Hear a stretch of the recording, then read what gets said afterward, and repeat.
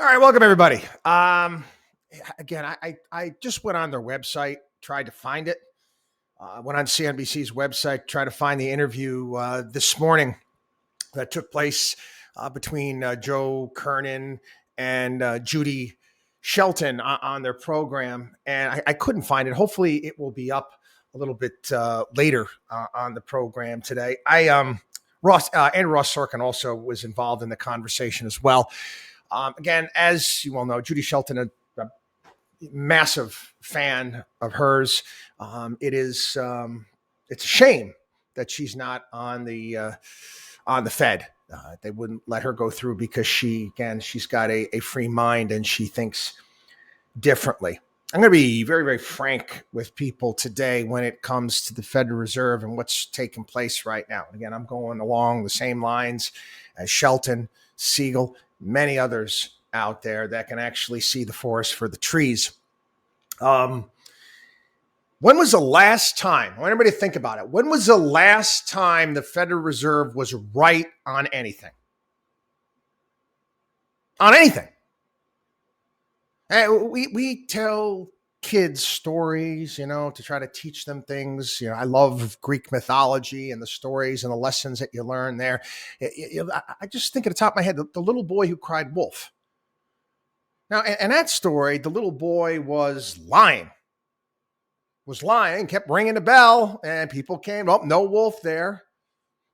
Then they didn't believe him anymore. Wolf came, adios. Very similar. I don't understand why we continue to put our faith in an institution that is perpetually wrong. Going back to Alan Greenspan, through Ben Bernanke, to Janet Yellen, to Jay Powell. I mean, they're never right.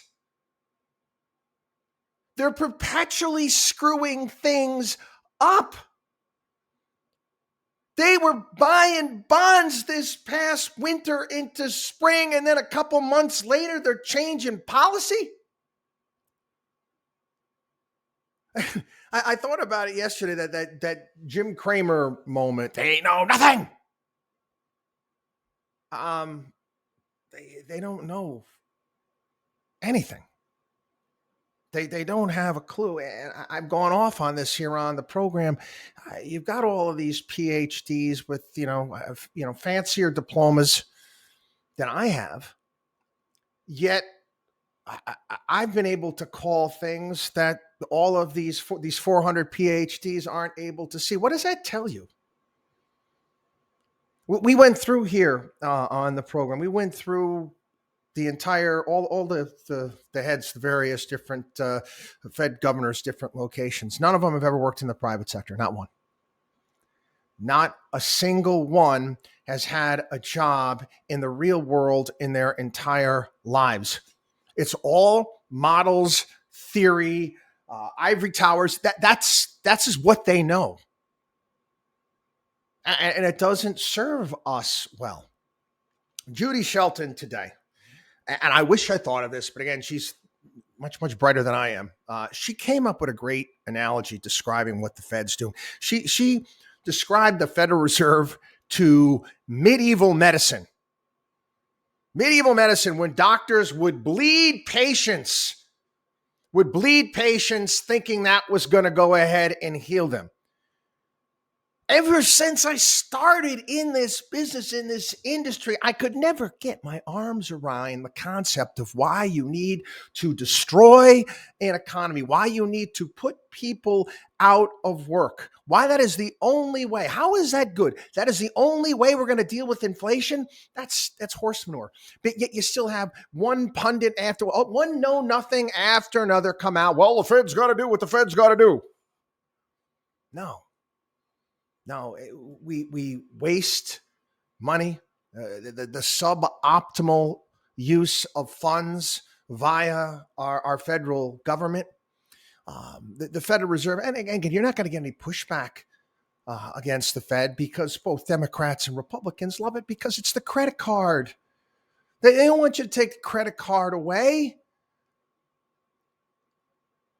What would happen? Think about this for a second. What would happen if they weren't around? What would happen if there wasn't a Federal Reserve? Anybody ever think about that? Your rates just kind of just go where they're supposed to go? Letting actual, Mother Nature in terms of the free market have its way. What in the world is wrong with that? I see no problem with that. And in fact, that's the reality. That's what Paul Volcker did. I think I mentioned this yesterday. Do you know that the Fed right now is running at a loss? They're losing money. They're losing money paying banks to keep money at the Fed and paying those interest rates. And it's not just American banks, it's banks from all over the world. Yeah. Banks from all over the world. Oh, geez, you're paying that much in it. Well, we'll just park the money there. Now, again, this is for people who don't understand. What the Fed's doing is like, well, we'll convince banks by they keep money here, they won't lend it out, and it'll slow the economy down. You mean to tell me not lending money out to some guy who wants to start a restaurant or a small business that's beneficial to us all? That's beneficial to the overall prosperity and the benefit of human beings here, not just here in the United States, but just on the planet. That's what you're telling me. That's the only way we can deal with inflation is by doing that. It's a lie. It's a lie. I go back to the old Running Man. Killian is lying to you. They've been lying to you for decades. They have.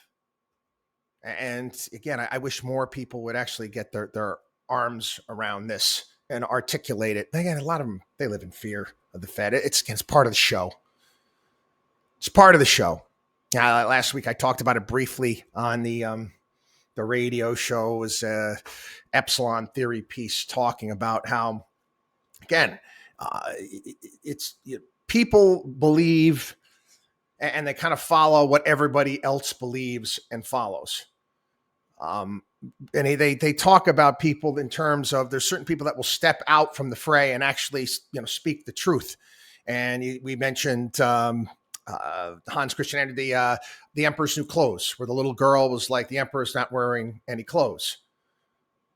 Now, everyone in the audience knew that the Emperor didn't have any clothes, but they also knew that everyone else thought that the Emperor's clothes were beautiful, so they decided to go with the crowd. You need more people that can speak out in regards to the reality on the ground and what's truly taking place. We're beholden. We the people who actually work for a living, that actually have jobs, that actually employ people. We have to listen to these members of the Fed. I guess we have to. And we're told, oh, don't fight the Fed. Don't fight the Fed. Hey, well, it's a pretty wicked game. It's a pretty wicked game. And I don't have a lot of confidence in anything being done about this. I just, I've got to speak my piece here on the program. Do I think any member of any party is going to push back against the Federal Reserve and the system that we have? No frickin' way. No frickin' way. Again, as well as I do, okay? They make a couple phone calls, okay? We need rates down. We need borrowing costs down. We need more money. They're gonna do it. We need you to goose the economy. It's not supposed to work this way, people. Anyway, some news in regards to the markets, the economy, what's taking place right now. Estimates that, we've got about $5 trillion plus in cash that is sitting on the sidelines right now. Whether or not it will get deployed at some point in time. When? I don't know. I don't know. I don't know. It's sitting there. It's sitting there. Again, it's not going into. It's not buying up 4 years. Or 10 years. That's for sure. It's not. It's just sitting there. I don't know what's going on. Again, people waiting. I guess someone's got to put their toe in the water and say, hey. Where's the bottom when it comes to this? I don't, like I said, I don't know when. I don't, never have. No, nobody does. Nobody does. This is why we've discussed dollar cost averaging and the importance in that. Home prices cooled in July at the fastest rate in the history of the S&P Case-Shiller Index. Yeah. And again, I could see contracts to buy homes in places that in the Sun Belt, they're calling it. On the South, a lot of people are being canceled at their highest rate ever. People just walking away from contracts. There's ways, you supposedly you put a deposit down. Again, there's ways you're going to get that money back. The developers don't want to deal with any sort of fight or any issue, so they tend to give it back, meaning there's going to be a reset, like we said there was going to be. It was obscene, absurd, the prices. And again, you have to understand intrinsic value. You got to understand demographics. It's just simple math. I mean, how many multi-millionaires are going to move to certain areas? How many are there out there? Are they willing to spend that type of money? A couple will, but eventually things come back down to what they're worth. Rents have dropped for the first time in 2 years after climbing to records. Nationwide rents declined on a monthly basis in August amid new apartment construction and weaker consumer sentiment. We've already talked about the office space glut in New York City. Again, I don't know how they're propping this up. I really don't. I don't know how. There are so many office buildings there's just like a corridor on 3rd Avenue. I used to work there. And these are office buildings that were built from the 1950s up until like 1980. Nobody wants them anymore. They haven't been upgraded, and there's new buildings going up, and there's just simply not as many people, not as many workers. Not to mention many businesses, again, you want to think about the offices for Mad Men with all the secretaries typing things up. You don't need that anymore. A lot of that space is completely unnecessary, and this was inevitable even pre-COVID. COVID obviously put it on steroids. The issue now is with many of these buildings, based upon certain zoning rules and regulations, it's not easy to convert them to residential, not to mention the fact they've got now, rules when it comes to lighting and air. Someone's just going to have to knock down. Just going to have to knock down. Again, it happens. It's happened throughout world history. It almost seems like every week they dig up a new settlement somewhere in Turkey, Greece, or Israel. That was a hopping place at one point in time. It isn't anymore. So again, you might need to start reducing the inventory. That's the only way, because guess what? New York's not conducive to business. I don't see it happening anytime soon. So you might want to start thinking ahead here. Another one as well. It was, I'm trying to think. What about 18 months ago? 18 months ago, there would be memes on the internet of trucks carrying lumber with things like, I just drove by a multi-millionaire because of how expensive lumber was not too long ago. Lumber prices are back down to the pre-COVID levels.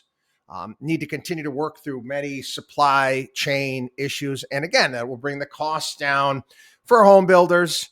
And slowly but surely, they're going to have to lower their prices as well, which we need to have happen.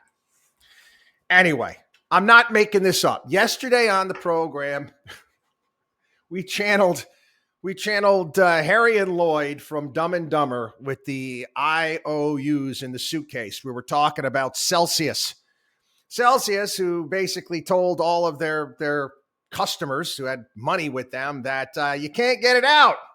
Sorry. And they want to issue these crypto IOUs. Again, crypto IOUs. Talked about that yesterday. Today, the CEO of the company has resigned. Somebody might want to take his passport. Just saying. He's gonna be moving. He's boarding the next flight to a country with a non-extradition treaty, guaranteed. And he's going. Where's the other crypto guy that's on the lam from South Korea? And he's telling people online, I'm not hiding, but nobody knows where he is. Authorities are looking for him, can't find him. I don't tell you. It's a true story. And again, the super Trumpsters out there are going to be none too happy when I make fun of this. They're trying to get me to invest in Trump's Truth Media. They're the digital world acquisition SPAC that he was doing.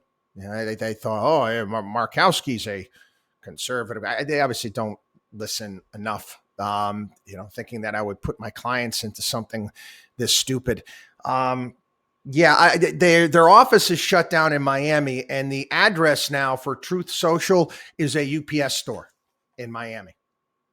Guess they had rule for the SPAC and some of the original investors that if they didn't like the way things were going, they could pull their money out, and you've got tens of millions of dollars coming out by some of the other investors. Wow. Shocked. I'm so surprised by that. Kind of a business story. Now, Best Buy, Home Depot are locking up goods to fight theft. With theft attempts elevated from pre-pandemic levels, stores are grappling with how to stop them without turning off shoppers and investors. Listen, I agree. Okay. I agree. They're caught. I mean, it can have security there, but the security does anything to stop anyone, well, they might get sued by the perp, or the security guard might sue and then sue the Home Depot or Best Buy. Listen, lock it up. Lock it up. But you know what you got to do is you got to put a big sign out front. So remember these, we talked about these signs last year with restaurants saying, please bear with us. We have a very big problem when it comes to hiring, a staff shortage. Bear with us. We're going to do the best we can. Just be honest. Just put out a sign. And again, it's going to take some balls, okay? It's going to take some brass balls. And I don't see many, CEOs, executives, they don't really have brass balls.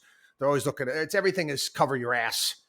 It's very few you find really good leadership in any of these companies. Put a sign out in front of these stores. Because there are so many criminals walking around due to this bail reform nonsense, which allows repeat criminals back out onto the street, we have no choice. We either lock up these goods or we're going to have to charge you more because of all the losses we're taking because of all these assholes that continue to steal shit. Now, if I was CEO, that's what I'd say. You'd have the squad and AOC and the entire crowd down there protesting me. Not like I give a flying you-know-what. Anyway, commitment to America. I continue to do homework on this Republican initiative that they're putting forward for this election, and I got nothing. There's nothing to this at all. Nothing. Look it up yourself. It's basically akin to a outline that I was instructed to do. This is how they taught you back in middle school. I'm trying to remember ninth grade. They're starting to teach us, how to go about writing a paper. And I remember the entire process, and I found the whole thing annoying. You get thesis, but then you got to write an outline, and then they wanted us taking notes and researching, and we had to put it on index cards and collect. It was a lot of things, and I understand that they were trying to teach, the process of doing this. I don't work that well in ways like that, but anyway, this is basically an outline. There's absolutely nothing. There's no legislation written. There's nothing put together. Again, this is the difference between Democrats and Republicans. Democrats get shit done. Okay? They get shit done. They hit the ground running. Okay? Obamacare was ready to go.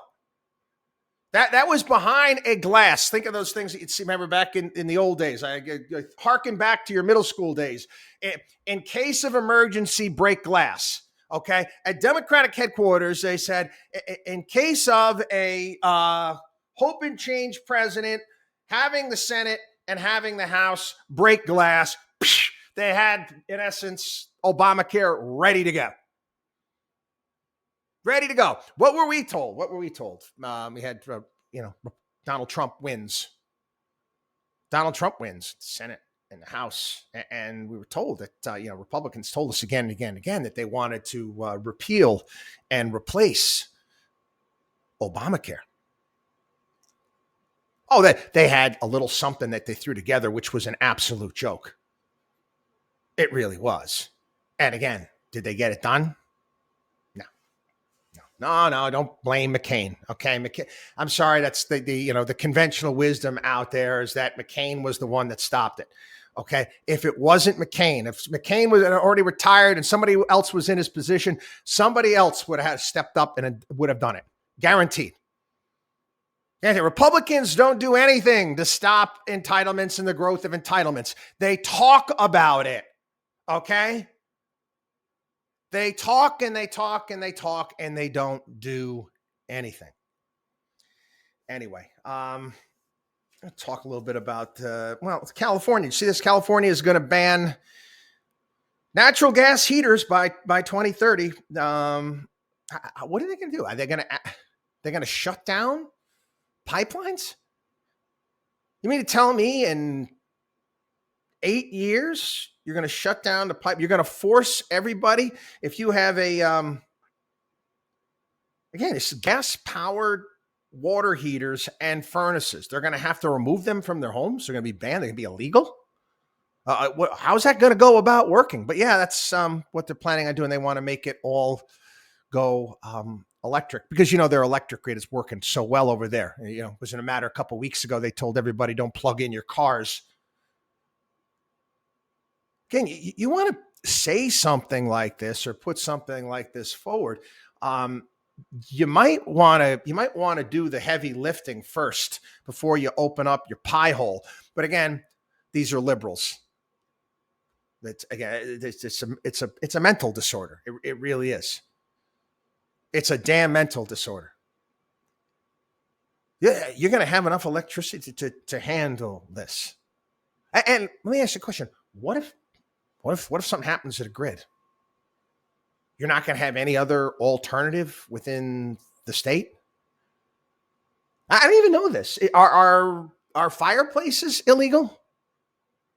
Are fireplaces illegal in California? Well, I'm sure they're going to make them illegal at some point in time, right? Anyway, story on China's Belt and Road program. We talked about this in the past. There's been a lot of criticism and how China structured a lot of these deals that they put together for certain countries, almost making them, certain countries like debt servants to China. But now with rates going up, slowing economy, people are like, screw it, we're not paying. So many of these Belt and Road initiatives by China, they're pulling back from. They've lost people have defaulted, countries have defaulted tens of billions of dollars in a myriad of different projects. Again, these stories coming out, I'm curious to see. We obviously, Xi Jinping is up for, I don't know what the hell you call it. Is it re-election, reappointment, head of the party? I don't know, Politburo type crap. Who knows? Whether or not, people are going to push back at some point in time. It is interesting that they're starting, right now, they're starting to try to lift some of the COVID restrictions, actually opening up Macau and some of the casinos there as of late. I'm going to talk a little bit about crime, and I'm not kidding. And again, I'm sorry. Sorry if you disagree with me on this. At some point in time again, you have to decide where you spend your money. And people just don't come to New York. Just don't go to New York City. Just don't. So I can't anymore. I know this is, got everybody listening all over the country, and I know there's a lot of this stuff here is it's local, but it's not. I mean, it's happening in other metro areas around the country too, where you have, again, liberalism take over, and this bail reform stuff and what's happening. I read a story this morning. Is a woman on her way to work at JFK, at JFK, and some guy just goes and attacks her at the subway station there at JFK Airport. She's going to lose one of her eyes. This individual was arrested prior to murdering his 82-year-old foster grandmother back when he was 14 years old. And he's got a myriad of different, his rap sheet as far as the eye could see, but he's out and about because that's what we do. We just let them go. It's hard. You got another super perp. This guy's got some 80 bus under his belt. I mean, when is what number sets off the idea that, at some point in time, you need to get voted off the island? 80 bus under his belt, was arrested again, stabbing a delivery man in New York. Pedro Hernandez. Remember this one? This was a big one. The liberals loved this guy. It was big with the bail reform. Magically, he got off. And when he first got caught for armed robbery, he got off because the witness got cold feet. Gee, I wonder what happened there. He was apprehended yesterday. There was a manhunt for him because he shot someone outside of St. Patrick's Cathedral. I go right on down the list. At some point in time, you got to say enough's enough. And again, we got the ridiculous clown, because he is clown of a mayor we have here in New York. He's in Puerto Rico helping out with hurricane relief, because he calls it the sixth borough of Manhattan. What an asshole. He is such an a-hole. How do you allow this to go on? At what point in time do you say enough is enough? How do you sleep at night when things are happening like this? Now, a lot of people, have their issues with Rudy Giuliani, and I have to admit, past few years, he seems to have, gone off the deep end in many ways. But anyway, I was there when he did his job. I was there. I watched what happened when laws were enforced and cops were on the beat. And I saw what happened to New York. It's funny. I was talking to my son, and we both are big fans of movies. And I said, "Oh, did you ever see the Jack Nicholson movie, As Good as It Gets?" And I was thinking about that film, because again, when that film took place and when they filmed it was, again, I'm thinking about him walking, on the, he was in the Village, and just how nice it was. And there was no graffiti anywhere, and it was safe, and all these things. I was just like, it makes me sad. It really does. I live in this area. I'm moving back to Southwest Florida in a couple of years, but man, I miss going in. It makes me sad. I miss going out to dinner with my wife and the same. I'm not going in there. I'm not going in there. No way. No how. Anyway, have a good one, everybody. Again, I got to stress this when it comes to the markets before I go. And I will talk about this at greater length this weekend on the program. I've said it again and again and again. Don't be a fool when it comes to this. You're starting to see, you're starting to see the drumbeat out there. Oh, retail investors are got to sell. They sell. Who are you selling to? Don't, if you own quality in your portfolio, don't sell to smart money. Don't sell to smart money only to have to buy back in at much higher level. Don't do it. Don't do it. Again, you were warned. You were warned by JP Morgan. He told everybody that during bear markets, recessions, stocks return to their rightful owners, meaning people who are smart, who are patient, that have a little bit of courage. You really need to incorporate these things. As tough as it's been for the overall markets this year, okay, you can bear with this. You got to understand where we've come from. Anyway, have a good one. Watchdog on WallStreet.com. Watchdog on WallStreet.com. We'll see you.